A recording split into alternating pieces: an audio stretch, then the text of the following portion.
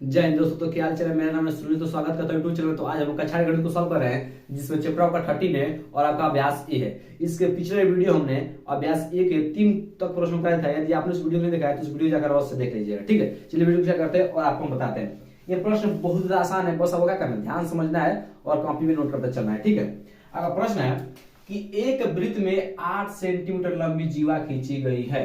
आपका कोई एक वृत्त है, ध्यान समझिएगा। मान लीजिए कोई आपका क्या है, एक वृत्त है, ठीक ना। आपका क्या है, वृत्त है। तो जानते हैं वृत्त का केंद्र होता है, ये वृत्त का केंद्र होता है, ठीक है।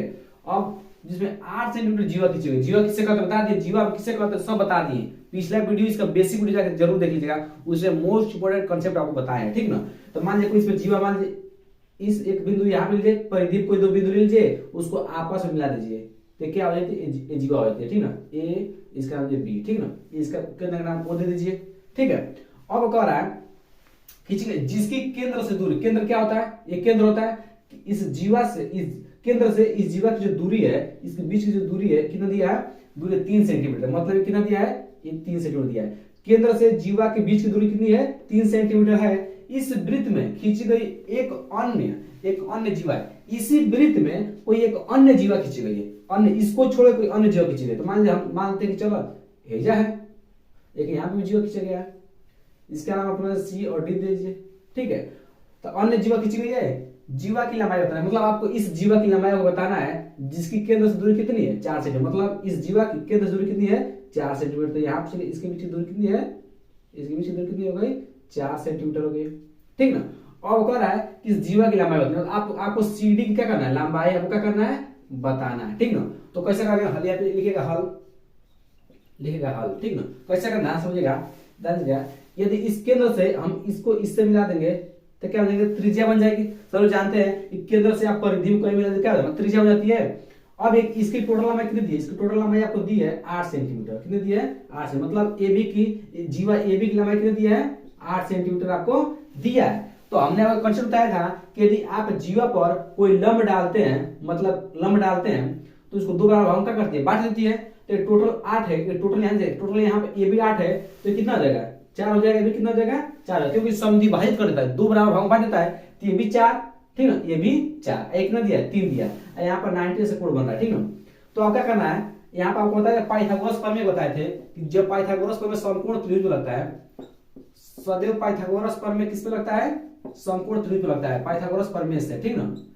पाइथागोरस प्रमेय क्या होता है, यदि आपको कोई समकोण त्रिभुज दिया हो, यदि आपको कोई समकोण त्रिभुज इस तरह दिया हो, ठीक ना, समकोण त्रिभुज हो जिसका एक कोण क्या हो, 90 अंश हो, तो उसमें यदि 2 भुजा दिया हो तो आप तीसरी भुजा क्या कर सकते हैं, इसके मदद से निकाल सकते हैं। इसका सूत्र होता है कर्ण का स्क्वायर, इसको याद रहेगा, ठीक ना, लंब का स्क्वायर प्लस आधार का स्क्वायर। इस सूत्र को आप एकदम याद रहेगा, क्योंकि आगे क्लास में बोलेगा आपको मदद करेगा, ठीक ना। कर्ण क्या है, 90 अंश के सामने जो भुजा थी उसको बोलते हैं कर्ण, ठीक ना। तो कर्ण क्या है, एओ है, इसको नाम एओ का स्क्वायर। एओ क्या करना है, निकालना है। लंब कितना है, लंब, ये लंबी जो भुजा यहाँ से यहाँ तक कितना है, 3 का स्क्वायर कर दीजिए यहाँ पर, प्लस आधार क्या है, आधार यहाँ से लेके और यहाँ तक क्या है, आधार है, क्योंकि आप इसी त्रिभुज माने तो इसका इतनी दूरी क्या आधार हो जाए, आधार के साथ 4 का स्क्वायर कर दीजिए, ठीक ना। अब बस इसको सॉल्व करिए।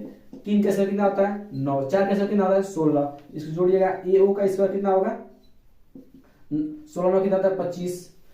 एओ का मान कितना है, ध्यान रखिएगा, जब स्क्वायर बराबर को उधर जाएगा तो 25 पर वर्गमूल का चिन्ह आ जाएगा, वर्गमूल का चिन्ह आ जाएगा, इसका तो प्लस और माइनस लग जाएगा, ठीक ना। जब भी स्क्वायर बराबर को उधर जाता है तो इधर जो भी संख्या होती है उस पर वर्गमूल का चिन्ह लग जाता है और साथ में प्लस माइनस लग जाता है, ठीक ना। तो यहाँ पर एओ का मान आएगा प्लस माइनस 5, ठीक ना, क्योंकि 25 का वर्गमूल होता है 5। अब इसमें माइनस नहीं लेंगे, माइनस हम नहीं लेंगे। क्यों माइनस नहीं लेंगे, क्योंकि बता दिया है कि कोई भी लंबाई हो, चाहे लंबाई हो, ऊंचाई हो, दूरी हो, कभी निगेटिव नहीं होती, सदैव किस होती है, धनात्मक होती है। तो इसका मान कितना आ गया, 5। ये 5 क्या है, आपकी त्रिज्या है। अब याद रहेगा, यदि मान लीजिए हम ये इसका वो नाम है, इसको हम इससे मिला दें, ध्यान से समझिएगा इसको, ठीक ना। इसको हम इससे यदि मिला दें तो भी तो एक त्रिज्या बन गई ना, ओडी तो त्रिज्या बन गई, क्योंकि आप इस केंद्र को चाहे इससे मिलाइए यहाँ तक, ये भी त्रिज्या होगी, इससे मिलाइए भी त्रिज्या होगी, इससे मिलाइए त्रिज्या होगी। मतलब केंद्र से आप परिधि मिला देंगे त्रिज्या बन जाएगी। तो ये भी त्रिज्या है और ये भी त्रिज्या है, तो ये 5 तो भी कितनी होगी, 5 होगी, क्योंकि त्रिज्या समान होती है हर जगह। ये भी त्रिज्या 5 है, तो भी त्रिज्या कितनी होगी, 5 होगी। अब देखा, अब आपको यहाँ पे भी 90 से कोण बनते दिख रहा है कि नहीं, तो यहाँ भी एक समकोण त्रिभुज बन रहा है। तो आपको कोण दे दिया है और लंब दे दिया, आपको आधार यहाँ से निकाल लेंगे। तो यदि इसका निकाल लेंगे तो इसका भी निकल जाएगा, क्योंकि जीवा क्या लंब डाले हैं तो दो बार बांट देता है, तो ये भी जितना होगा भी इतना होगा। यहाँ भी लिखेगा पाइथागोरस पर इसलिए कह रहा है। इसी तरह लेगा इसी प्रकार यहाँ पर मिल जाए, इसी प्रकार ठीक है। इसी प्रकार क्या कीजिएगा, आप क्या कीजिएगा 5 के 100 कीजिए, 5 के स्क्वायर यहाँ चलिए लिख देगा। इसी प्रकार अच्छा यहाँ पे लिख दिया, इसलिए लिख दिया त्रिभुज, त्रिभुज का साइन होता है, किसका साइन है, त्रिभुज का साइन। त्रिभुज सीओडी में पाइथागोरस प्रमेय से, पाइथागोरस प्रमेय से, इसको आपको इतना लिखना है पाइथागोरस प्रमेय से, ठीक है। पाइथागोरस प्रमेय से आपका पाइथागोरस प्रमेय क्या होता है, कोण का स्क्वायर, कोण का स्क्वायर में कोण क्या है 5, 5 से कितना होता है 25 होगा, इक्वल टू लंब का क्या है 4 का स्क्वायर, 4 का स्क्वायर कितना जाएगा 16 प्लस ये क्या है आपका आधार ही है, ये आधार क्या है, इसका नाम लीजिए आप क्या नाम, सॉरी सी ने, इसका नाम लीजिए आप मान लीजिए ई दे दीजिए, ठीक ना।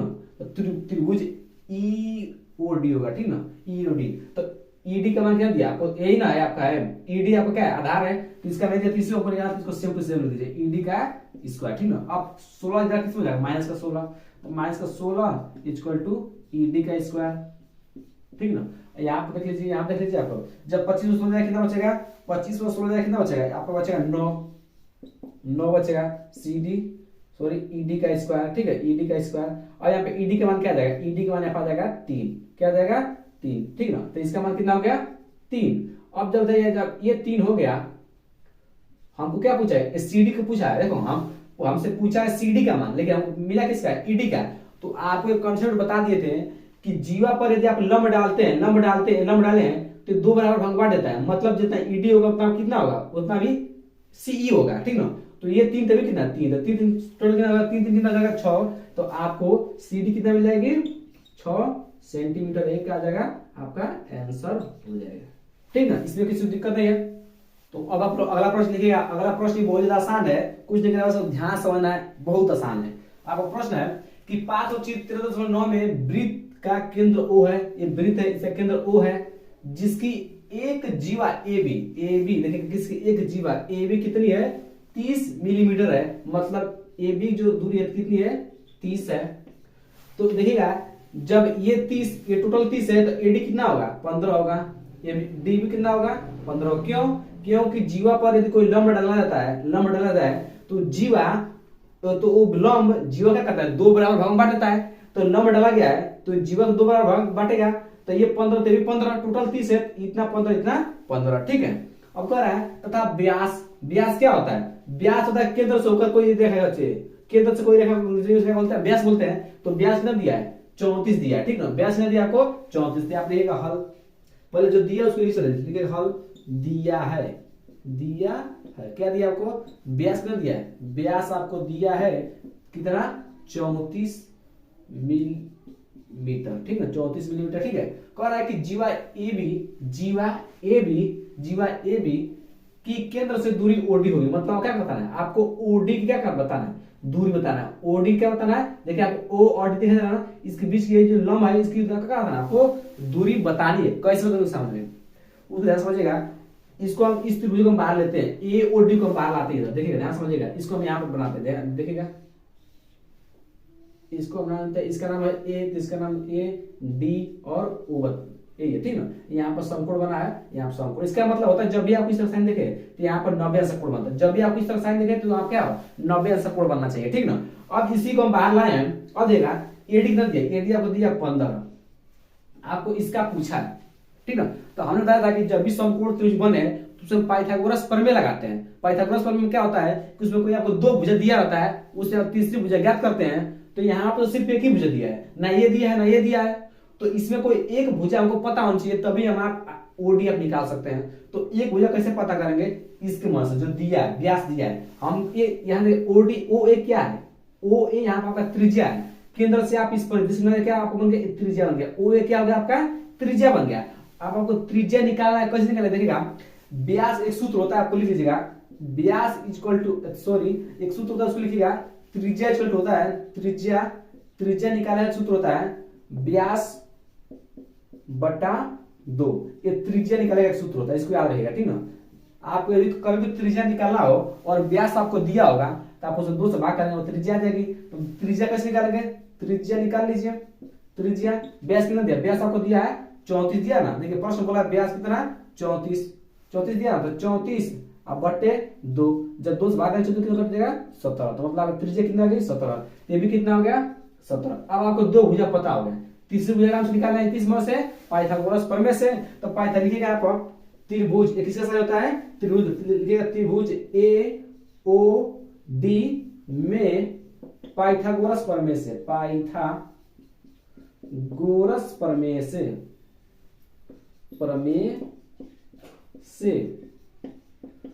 प्रमेय से ठीक ना। पाइथागोरस प्रमेय क्या होता है, कर्ण का स्क्वायर, कर्ण का स्क्वायर बार बार हम लिख रहे हैं सूत्र को, कि आप लोग इसको एकदम याद कर लीजिए, क्योंकि सूत्र बहुत ज्यादा महत्वपूर्ण है आपके आने वाले क्लासेस के लिए, और आप जब तक इसको पढ़ेंगे तब तक ये आपको प्रमेय काम करता रहेगा, इसलिए सूत्र को लिख लीजिए। कर्ण, कर्ण इसमें क्या है, 90 अंश के सामने जो भी भुजा होती है उसको बोलते हैं कर्ण। तो कर्ण क्या है 17, तो 17 का स्क्वायर कर लिया यहाँ पर। लंब क्या दिया, लंब आपको निकालना है ओडी, ओडी आपको निकालना है।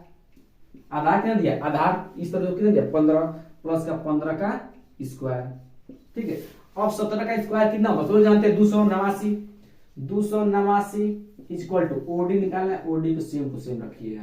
15 का कितना होता है, 15 से होता है 225, ठीक है। अब यहाँ पर देख लीजिए 225 इधर प्लस इधर किस हो जाएगा, माइनस हो जाएगा। 225 इधर बराबर किधर कैसे माइनस हो जाएगा, तो 289 माइनस 225 इक्वल टू ओडी का स्क्वायर, ओडी है ना। अब जब 289 में से आप 225 घटाएंगे तो आपका आएगा, आपका कितना 64 आएगा, कितना आएगा 64 इक्वल टू ओडी स्क्वायर, ठीक ना। घटाया रहेगा आपको उतना ही मिलेगा, ठीक ना। अब आपको ओडी का मान क्या होगा, ओडी का मान होगा क्या होगा 8, क्योंकि 8 के स्क्वायर क्या होता है 64 होता है। 8 कैसे आप पता बता दिए पीछे कि जब भी ओडी स्क्वायर बराबर की इधर आएगा तो 64 क्या हो जाएगा, वर्गमूल का चिन्ह लग जाएगा। तो 64 का वर्गमूल क्या होता है 8 होता है, क्यों 8 वर्गमूल 64 का वर्गमूल 8 होता है, 8 बस 8 हो गया। तो देखिएगा ओडी कितना आ गया, आपको ओडी कितना आ गया 8, ओडी कितना आ गया 8, एक कितना आपको मिला था 17, तो बस आपको ये बताना था। 8 इसमें ऑप्शन में कौन है, 8 इसका ऑप्शन क्या चौथा, चौथा क्या होगा इसका राइट आंसर हो जाएगा, ठीक है। चौथा क्या होगा इसका राइट आंसर हो जाएगा, ठीक है।